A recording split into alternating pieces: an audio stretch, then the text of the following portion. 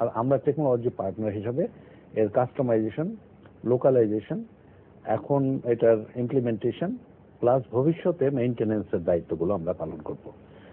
অপারেশনটা এখনো পর্যন্ত আমাদের দায়িত্ব না, অপারেশনটা চিটাগাং পোর্টেরই করার কথা, কিছু কিছু অপারেশনে সাহায্য করতে হবে।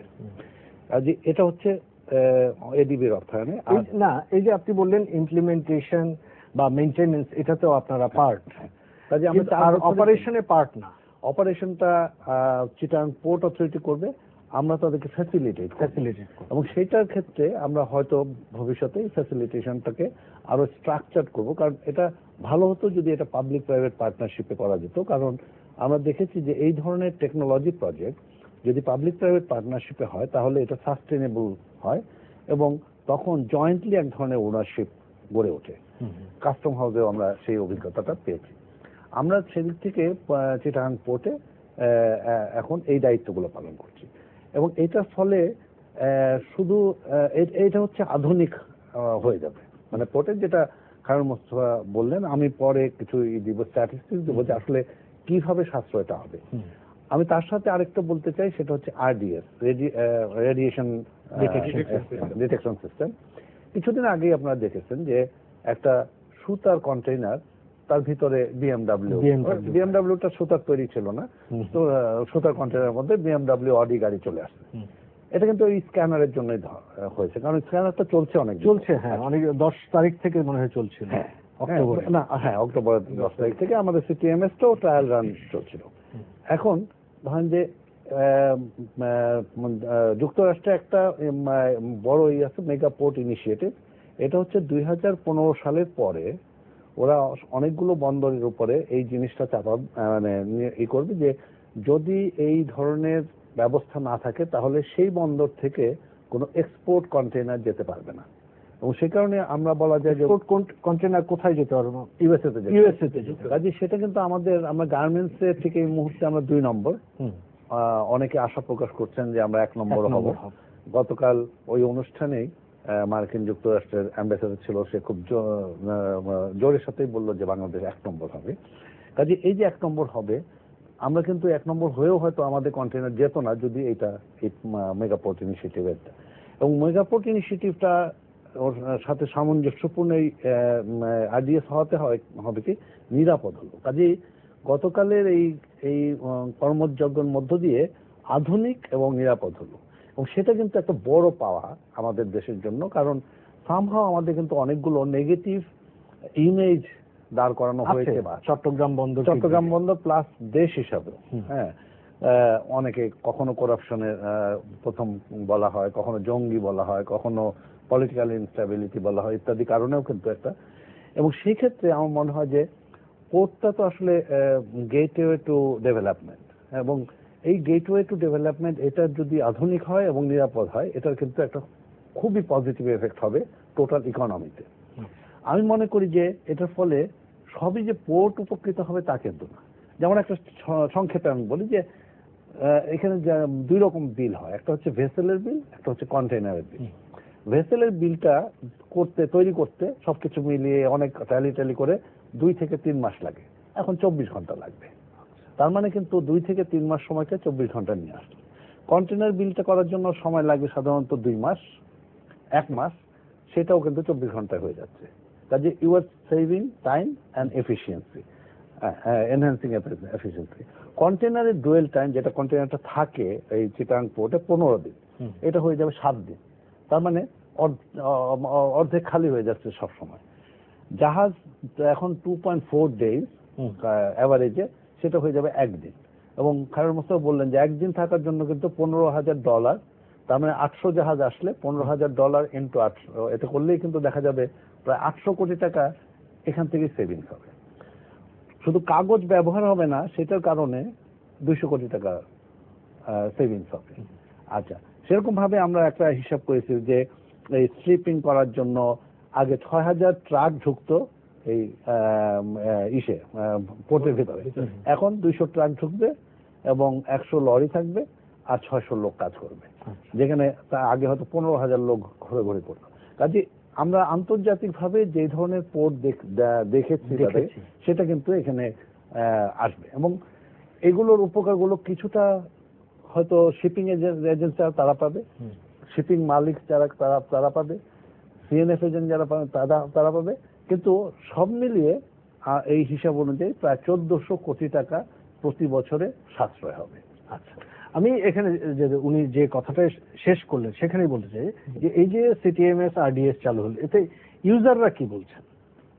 ইউজাররা এটাকে অত্যন্ত স্বাগত জানাচ্ছে, এবং এর মধ্যে আমি বলি যে আমাদের যে বর্তমান যে চেয়ারম্যান আছেন কমোডোর আনোয়ারুল ইসলাম, উনি একটা জিনিস করেছেন উনি আসার পরে, যে উনি সমস্ত ইউজারকে সাথে নিয়ে বলতে এই সিটিএমএসটা আমাদের ইউজারদেরকে সাথে নিয়ে করতে হবে, এবং সব ইউজারদের সাথে উনি কিন্তু পৃথক পৃথকভাবে বৈঠক করেছেন, এবং বিজিএম এর সাথে ঢাকা, চিটাগাং বিভিন্ন জায়গাতে বৈঠক করে, যে অনেকের মধ্যে কনফিউশন ছিল যে এই সিটিএমএস হলে অসুবিধা হবে কিনা, দেশের গার্মেন্ট শিল্পের কোনো ব্যাঘাত হবে কিনা। দেখা যাবে হয়তো সিটিএমএস এর কারণে আমরা যেহেতু বলছি যে আমাদের 24 ঘন্টা আগে প্রি-অ্যাডভাইস দিতে হবে, কন্টেইনার দিতে হবে, কন্টেইনার শেষ মুহূর্তে থেকে যাবে কিনা তাদের, সেই জন্য তারা প্রথমে ভয় ছিল। পরে যখন আলাপ আলোচনা করা হলো এবং আমরা বন্দর কর্তৃপক্ষের পক্ষ থেকে বলা হলো যে কারো কন্টেইনার,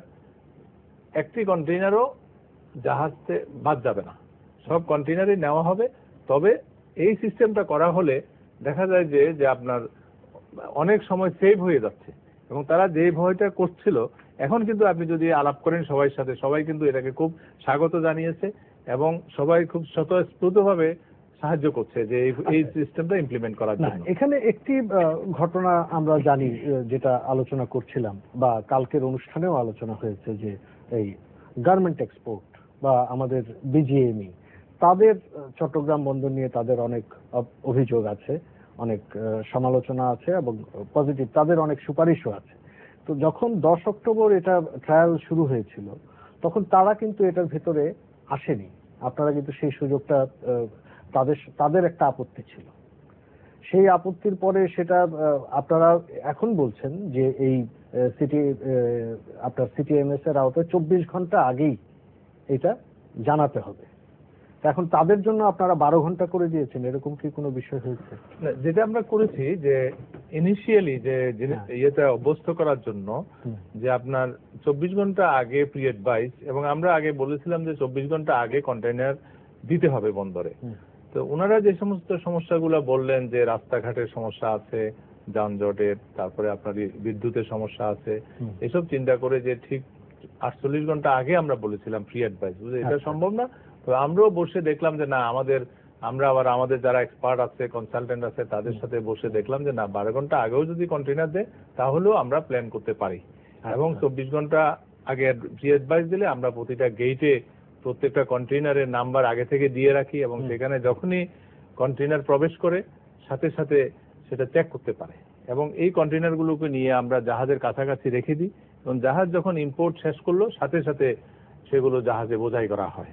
তো এর ফলে এবং এতে আরো কিছু উন্নয়ন করা হয়েছে, এখানে আরো কিছু ডেভেলপমেন্ট আছে, সেটা হলো সেই জায়গাটায় আমি আসছি, আমি এই বিজিএম এর জায়গাটায় থাকতে যাচ্ছি। এখন এই যে ওনাদের জন্য আমরা 12 ঘন্টা আগে অ্যাকসেপ্ট করলাম, তাতে একটু আগে যে আপনি ফিগারগুলো বলছিলেন, সেখানে কোনো হেরফের ঘটছে না? আসলে হয় কি, যে তারা তো বড়ই, যখনই একটা মানে সিস্টেমের মধ্যে আনা হয় বা কোনো একটা ডিসিপ্লিন করা হয়, তখন কিন্তু কতগুলো নিয়ম বাধা ব্যাপার আছে।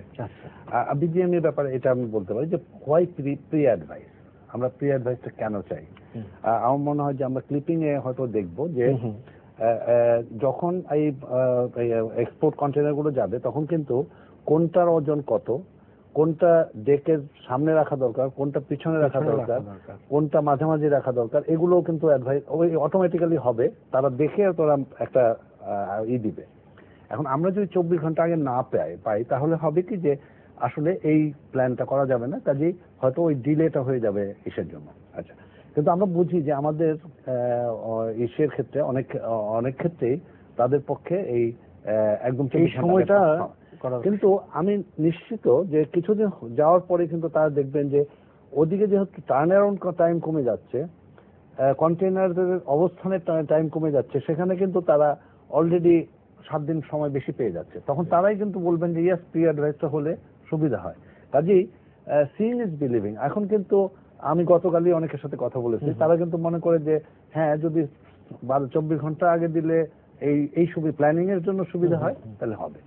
আমার কাছে মনে হয় যে এখানে চ্যালেঞ্জ যেটা সেটা হচ্ছে যে কনসেপ্টটাকে বা বেনিফিটসটাকে আমরা কিভাবে ব্যবহার করব সেটা বোঝানোর ক্ষেত্রে চ্যালেঞ্জ, এবং সেটা আমরা যদি খুব সহজভাবে মানে ডেমনস্ট্রেট করতে পারি, এবং ডেমনস্ট্রেট হচ্ছে। মানে আমি বলবো যে এখন চিটাগাং পোর্টে ঠিক এখন বা এখন থেকে আরো 2 মাস পরে গেলে totally this is a total new lifestyle. মানে সবাই এসে হ্যান্ডহেল্ড টার্মিনাল টিপ দিচ্ছে, কোনো জায়গায় কোনো কিছু লেখার কাগজপত্র লেখার দরকার হচ্ছে না। হয়তো এখনো কিছু কিছু জায়গায় লাগবে, কিন্তু আস্তে আস্তে কিন্তু এটা অভ্যস্ত হয়ে যাবে। এবং এই যে আগে ছিল যে পুরা পোর্টটা ভর্তি সমস্ত কন্টেনার খোলা হচ্ছে, এই করছে, এগুলো সমস্ত কিছু কিন্তু। এবং একটা জিনিস আমি এই প্রসঙ্গে বলি যে গার্মেন্টস যেহেতু আমাদের প্রধান এক্সপোর্ট, আমাদের কিন্তু সবসময় তাদের বিবেচনাটা করতেই হবে। একটা সময় গিয়েছে যে তাদের কনজেশন সারচার্জ দিতে দিতে তাদের প্রচুর ক্ষয়ক্ষতি করতে হচ্ছে। কনজেশন শব্দটি কিন্তু এখন নাই, কারণ হচ্ছে যে অফডকে চলে যাচ্ছে।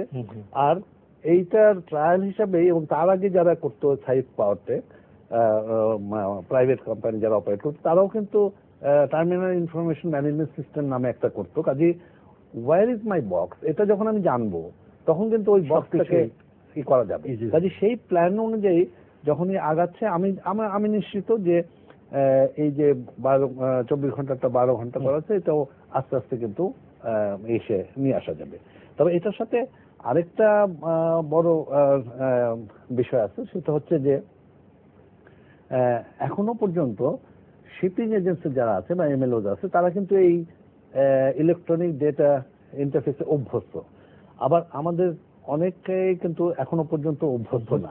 এই যে এই অভ্যস্ততা গড়ে তোলা, সেটা একটা চ্যালেঞ্জ হবে। সেখানে তো আপনারা ফ্যাসিলিটেটর। সেটা আমরা ধরেন যে ট্রেনিং, নানাভাবে ট্রেনিং দিয়ে, নানাভাবে উৎসাহজনক ট্রেনিং দিয়ে কম্পিউটার ব্যবহারটা কিভাবে আরো আকর্ষণীয় করা যায়, আরো মোর বেনিফিশিয়াল করা যায়, সেগুলো আমরা করছি। তবে আমাদের ইন্ডাস্ট্রির পয়েন্ট অফ ভিউ থেকে আমি মনে করি এটা আমাদের জন্য, ইন্ডাস্ট্রির জন্য, কারণ আমি আবার যেহেতু বেসিসের প্রেসিডেন্ট, আমি মনে করি যে এটা নেভিস হচ্ছে টার্মিনাল অপারেটিং সিস্টেমের নাম্বার 1 ইন দ্য ওয়ার্ল্ড। তাদের কিন্তু সারা বিশ্বেই তাদের মানে ইনস্টলেশন আছে, কিন্তু এবারে আমরা দেখলাম যে তাদের কিন্তু রিসোর্সের সংকট আছে। আমরা এবারে যেটা করেছি সেটা হচ্ছে তাদের যে সফটওয়্যার, ধরেন যে বিলিংটা ওয়াজ টোটালি ডিফারেন্ট আমাদের এখানে। কাজে সেটাকে আমাদের কিন্তু টোটালি রিমডেল করে আমরা আমাদের মতো করে উপযোগী করে, কাজে এই কাস্টমাইজেশনটা সারা দুনিয়াতে করতে হয়। কাজে আমরা যদি নেভিসের রিসোর্স তৈরি করতে পারি, গ্লোবাল মার্কেট ইজ আওয়ার। হ্যাঁ, এবং সেদিক থেকে আমি ইন্ডাস্ট্রি পয়েন্ট অফ ভিউ থেকে আমি মনে করি যে এটা আমাদের ইন্ডাস্ট্রির ডেভেলপমেন্টের জন্য কিন্তু একটা বড় মানে ধাপ হবে, যেটা আমরা হয়তো নেভিসের রিসোর্সেস বিভিন্ন দেশে দেশে ইমপ্লিমেন্টেশনে ব্যবহার করতে পারবো। ধন্যবাদ। আমরা আসছি একটু বিরতি নেব। প্রিয় দর্শক, আমরা সোজা কথায় একটি বিরতি নিচ্ছি। কথা বলছি চট্টগ্রাম বন্দরের কম্পিউটারাইজেশন নিয়ে, এবং বিরতির পর আশা করি আবার আমাদের সঙ্গে আপনারা থাকবেন। বিরতি।